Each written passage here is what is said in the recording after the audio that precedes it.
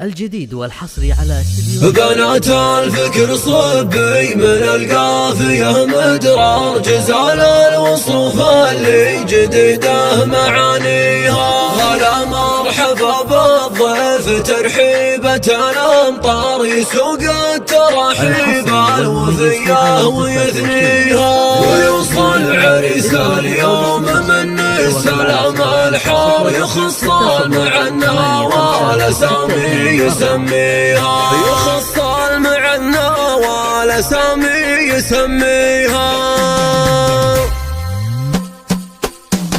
بنات الفكر صبي من القافية مدرار جزال الوصوف اللي جديده معانيها. هلا مرحبا بالضيف ترحيبة الأمطار يسوق التراحيب الوفية ويثنيها. ويوصل عريس اليوم من السلام الحار يخص مع النوال سامي يسميها. محمد عريس اليوم جعله سعيد الدار وبيته جعل ربي على الخير يبنيها. وبيته جعل ربي على الخير يبنيها. محمد من اتعب في تواصيفه الشعر رفيع المقام وامته ما يوطيها. ابوه تركي اللي له معزه وله مقدار دروب الباء والمجد والطيب يمشيها. سلالة مكارم صيتها جاوز الامصار منابع وفا والمرجله والفخر فيها. قبيلات مطير منها للهيل والمزمار نشامه وحمران النواظر بمن فيها. قبيله عصيه واهلها هم طوال اشبار على الطايله والجود هو من مبادئها. على الطايله والجود هو من مبادئها. بنات الفكر صبي من القافية مدرار جزال الوصوف اللي جديده معانيها. هلا مرحبا بالضيف ترحيبة الأمطار يسوق التراحيب الوفية ويثنيها. ويوصل عريس اليوم من السلام الحار يخص مع النوال سامي